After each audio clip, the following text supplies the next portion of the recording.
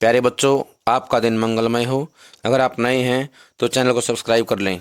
आज हम शुरू करेंगे वितान का पाठ नंबर 2, राजस्थान की रजत बूंदें। लिखा है अनुपम मिश्र ने। इस पाठ के अंदर बताया गया है कि राजस्थान के लोग कैसे पानी का संग्रह करते हैं, पानी कैसे बचाते हैं और अपने दैनिक जीवन में पानी का इस्तेमाल करने के लिए वो कितनी मेहनत करते हैं।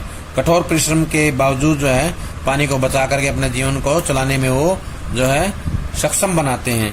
तो इस पाठ से जुड़े हुए कुछ ऐसे शब्द हैं जो मुश्किल हैं, उनके अर्थ हम पहले करेंगे। पहला शब्द इसमें आएगा उखरू। क्या आएगा? उखरू। इसका मतलब है बैठने का वह ढंग जिसमें घुटने मोड़े जाते हैं। बैठने का वह ढंग जिसमें घुटने मोड़े जाते हैं। उकड़ू। उकड़ू बैठना जो होता है उसको बोलते हैं उखरू। पंजे के बल घुटने मोड़कर बैठना या उकड़ू बैठना जो है इसका मतलब होता है। अगला है अथाह। अथाह होता है बहुत गहरा। क्या होता है? अथाह बहुत गहरा। अगला है खारा। खारा होता है नमकीन। कैसा होता है? नमकीन। अगला है खीप। खीप क्या होती है? एक पेड़ जिसके रेशों से रस्सी बनाई जाती है। एक प्रकार की घास होती है ये खीप। क्या होती है? एक प्रकार की घास होती है जिसके रेशों से रस्सी बनाई जाती है। क्या बनाई जाती है? एक पेड़ जिसके रेशों से रस्सी बनाई जाती है। डगाल। डगाल होता है तना या मोटी टहनियां। क्या होता है? तना या मोटी टहनियां। तना या मोटी टहनियां क्या होते हैं? इसको बोलते हैं डगाल। क्या बोलते हैं? डगाल। आंच प्रथा चड़स। मोटे कपड़े या चमड़े की थैली जिससे कुइयों में से पानी निकाला जाता है। चड़स क्या होती है? मोटे कपड़े या चमड़े की एक थैली होती है। क्या होती है? मोटे कपड़े या चमड़े की एक थैली होती है जिससे कुइयों में से पानी निकाला जाता है। पेचीदा। पेचीदा होता है कठिन। क्या होता है? कठिन। संकरी। संकरी होता है तंग। क्या होता है? संकरी तंग होता है। तरबतर होता है भीगना। क्या होता है? तरबतर भीगना। चेलवांजी होता है राज मिस्त्री जो चिनाई का काम करते हैं या कुई की खुदाई और चिनाई करने वाले लोग। चेलवांजी होते हैं कुई की खुदाई और चिनाई करने वाले लोग।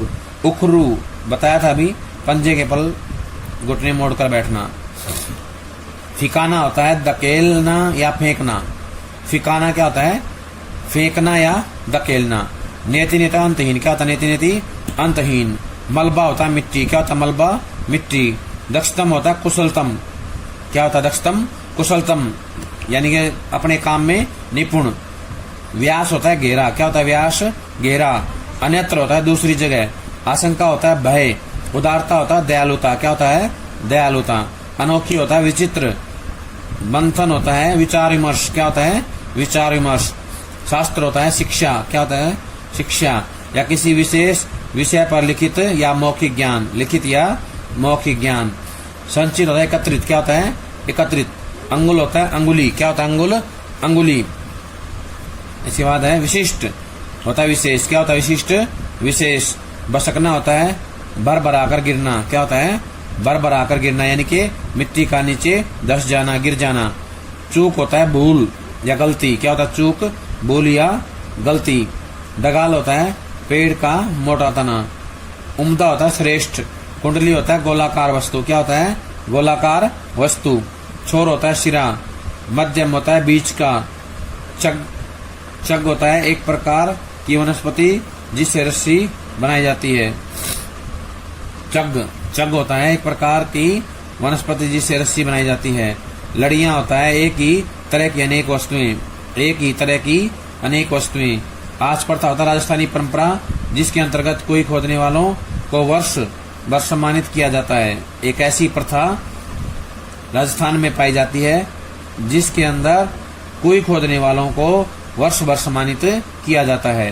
भेंट होता है उपहार। क्या होता है? भेंट उपहार। चड़स होता है चमड़े का या रबड़।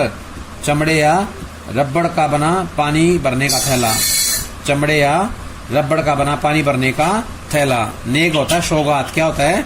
सौगात। गिरनी होता है चक्री। क्या होता है? गिरनी चक्री। इसका नाम गरेड़ी भी होता है, चरखी भी कहते हैं इसको। निजी होता है अपना। क्या होता है? निजी अपना। सार्वजनिक होता है सबका साझा। ओड़ाक होता है रोकने वाला। क्या होता है? ओड़ाक रोकने वाला या आड़ करने वाला। आवक जावक होता है आना जाना, क्या होता है आना जाना। गोधूली वेला होता है शाम का समय, क्या होता है शाम का समय। अंकुश होता है नियंत्रण, क्या होता है नियंत्रण। चिर परिचित होता है जाना पहचाना, क्या होता है जाना पहचाना। अब हम करेंगे पाठ। राजस्थान की रजत बूंदें। पसीने से तरबतर चेलवांजी कुएं के भीतर काम कर रहे हैं, यानी कि पसीने से पूरी तरह से भीगे हुए जो चेलवांजी हैं, यानी कुएं खोदने वाले या कुएं की खुदाई और चिनाई करने वाले लोग जो हैं काम कर रहे हैं कुएं के भीतर। कोई 30-35 हाथ गहरी खुदाई हो चुकी है, यानी 30-35 हाथ तक खुदाई कर चुके हैं।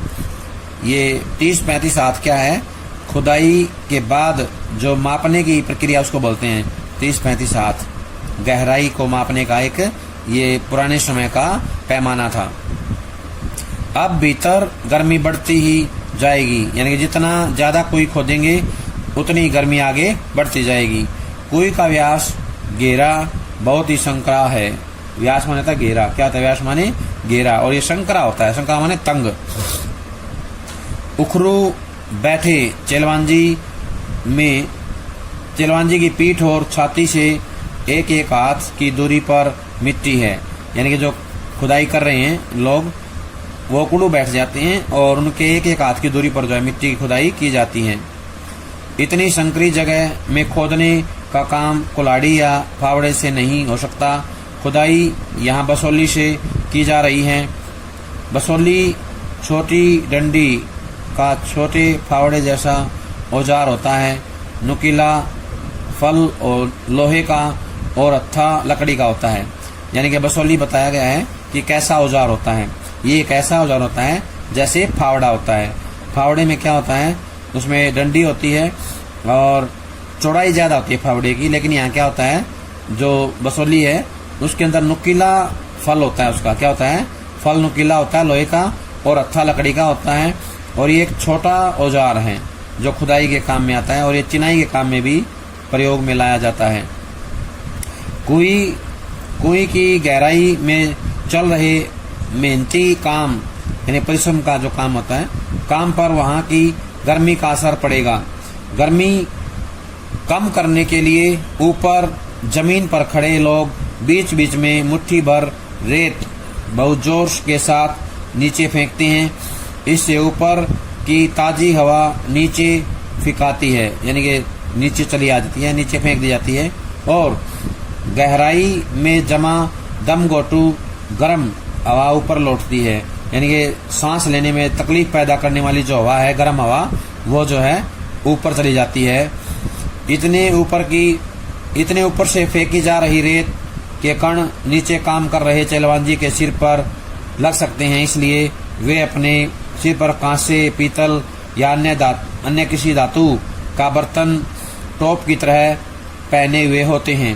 कहने का आशय है कि जो चेलवांजी होते हैं, खुदाई कर रहे होते हैं कुएं की, वो लोग अपने सिर पर एक धातु का जो है या पीतल या कांसे का जो है एक बर्तन जो है टोप की तरह पहन लेते हैं, ताकि ऊपर से कोई भी कंकर गिरे, पत्थर गिरे, उनको चोट ना लगे।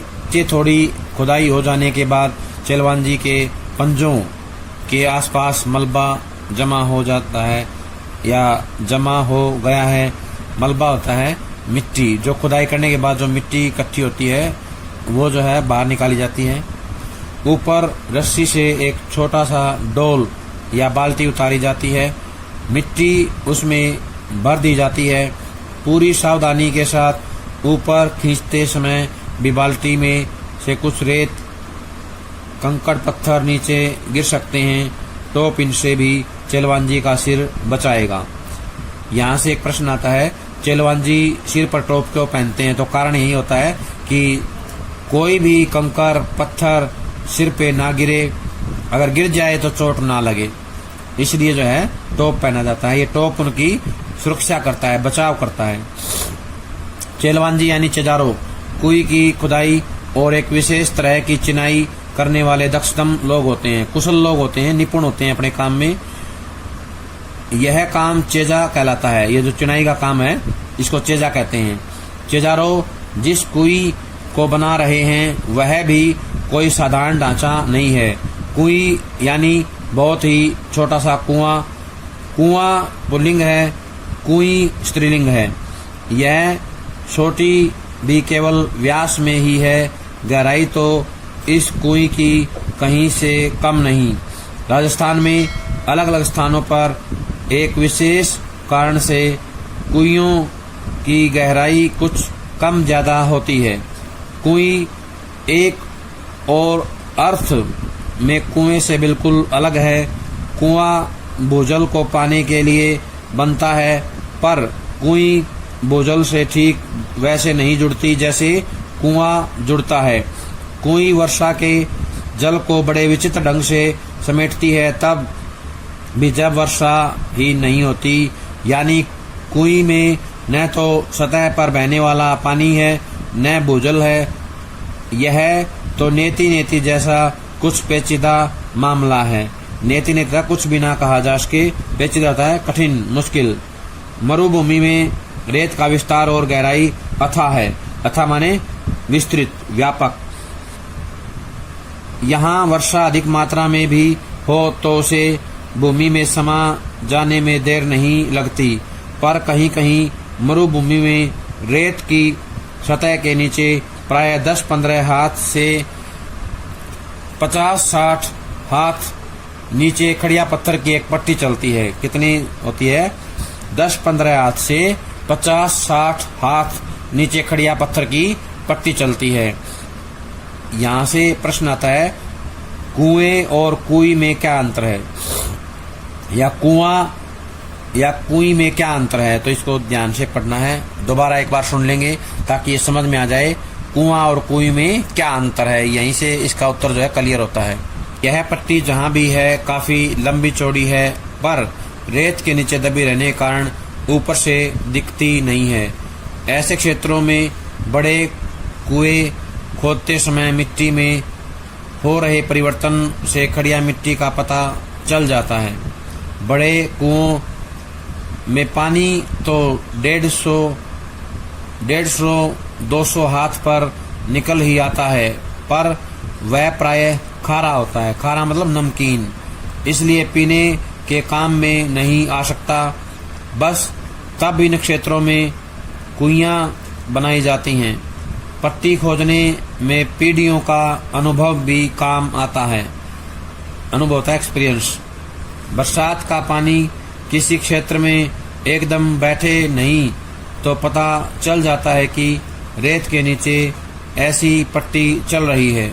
यह पट्टी वर्षा के जल को गहरे खारे भूजल तक जाकर मिलने से रोकती है। ऐसी स्थिति में उस बड़े क्षेत्र में वर्षा पानी भूमि की रेतीली सतह पर और नीचे चल रही पथरीली पट्टी के बीच अटककर नमी की तरह फैल जाता है। तेज पड़ने वाली गर्मी में इस नमी की भाप बनकर उड़ जाने की आशंका उठ सकती है, यानी कि आशंका हो सकती है। पर ऐसे क्षेत्रों में प्रकृति की एक और अनोखी उदारता काम करती है। उदारता होता है दयालुता। रेत के कण बहुत ही बारीक होते हैं। वे अन्यत्र मिलने वाली मिट्टी के कणों की तरह एक दूसरे से चिपकते नहीं हैं। जहाँ लगाव है वहाँ अलगाव भी होता है। अलगाव होता है अलग होना, लगाव होता है पास पास रहना। जिस मिट्टी के कारण परस्पर चिपकते हैं वे अपनी जगह भी छोड़ते हैं और इसलिए वहाँ कुछ स्थान खाली छूट जाता है। जैसे दोमट या काली मिट्टी के क्षेत्र में गुजरात, मध्य प्रदेश, महाराष्ट्र, बिहार आदि में वर्षा बंद होने के बाद धूप निकलने पर मिट्टी के कण चिपकने लगते हैं और धरती में खेत और आंगन में दरारें पड़ जाती हैं। तो यहाँ पे ध्यान रखना है, दोमट या काली मिट्टी कहाँ कहाँ मिलती है, कौन कौन से क्षेत्र है। 2 नंबर में प्रश्न आएगा तो ये 3-4 लाइनों में जो है ये इसका उत्तर बनेगी। धरती की संचित नमी इन दरारों से गर्मी पड़ते ही वाष्प बनकर वापस वातावरण में लौटने लगती है, पर यहाँ बिखरे रहने में ही संगठन है। मरुभूमि यानी कि राजस्थान में रेत के कण समान रूप से बिखरे रहते हैं। यहाँ परस्पर लगाव नहीं, इसलिए अलगाव भी नहीं होता। पानी गिरने पर कण थोड़े भारी हो जाते हैं पर अपनी जगह नहीं छोड़ते, इसलिए मरुभूमि में धरती पर दरारें नहीं पड़ती। दरारें होता है तरेड़ आ जाना। भीतर समाया यानी कि मिट्टी के अंदर जो है समाया हुआ पानी, मिट्टी के अंदर जो है बसा हुआ पानी जो है वर्षा का जल भीतर ही बना रहता है। एक तरफ थोड़े नीचे चल रही पट्टी इसकी रखवाली करती है तो दूसरी तरफ ऊपर रेत के असंख्य कणों का कड़ा पहरा बैठा रहता है। इस हिस्से में बरसी बूंद बूंद रेत में समाकर नमी में बदल जाती है। अब यहाँ कोई बन जाए तो उसका पेट उसकी खाली जगह चारों तरफ रेत में समाई नमी को फिर से बूंदों में बदलती है। बूंद बूंद रिश्ती है और कुएं में पानी जमा होने लगता है। खारे पानी के सागर में अमृत जैसा मीठा पानी। इस अमृत को पाने के लिए मरुभूमि के समाज ने खूब मंथन किया यानी कि विचार किया। अपने अनुभवों को व्यवहार में उतारने का पूरा एक शास्त्र विकसित किया है, यानी कि उन्होंने एक प्रकार की विद्या ग्रहण की है, एक प्रकार की शिक्षा उन्होंने ग्रहण की है इसके बारे में अपने अनुभवों के माध्यम से। इस शास्त्र ने समाज के लिए उपलब्ध पानी को 3 रूपों में बांटा है। ये पानी के तीनों रूप सभी को याद रखने हैं। पहला रूप है पालर पानी, यानी सीधे बरसात से मिलने वाला पानी। यह धरातल पर बहता है और इसे नदी, तालाब आदि में रोका जाता है। यहाँ आदि शब्द में बहुत कुछ छिपा है, उसका पूरा विवरण आगे कहीं और मिलेगा। पानी का दूसरा रूप पाताल पानी कहलाता है। यह वही भूजल है जो कुओं में से निकाला जाता है। पालर पानी और पाताल पानी के बीच पानी का तीसरा रूप है रेजानी पानी।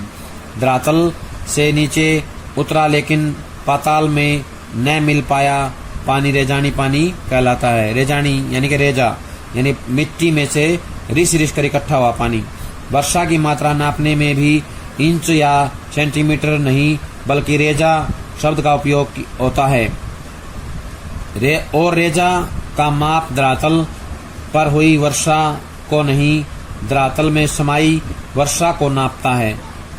मरुभूमि में पानी इतना गिरे कि 5 अंगुल भीतर समा जाए तो उस दिन की वर्षा को 5 अंगुल रेजो कहेंगे, यानी 5 अंगुल रेजो कहा जाएगा क्योंकि 5 अंगुल भीतर जो है समा गई है, पानी समा गया है। रेजानी पानी खड़िया पट्टी के कारण पाताल पानी से अलग बना रहता है। ऐसी पट्टी के अभाव में रेजानी पानी धीरे धीरे नीचे जाकर पाताल पानी में मिलकर अपना विशिष्ट रूप खो देता है, अपना विशेष रूप जो है खो देता है। यदि किसी जगह भूजल पाताल पानी खारा है तो रेजानी पानी भी उसमें मिलकर खारा हो जाता है।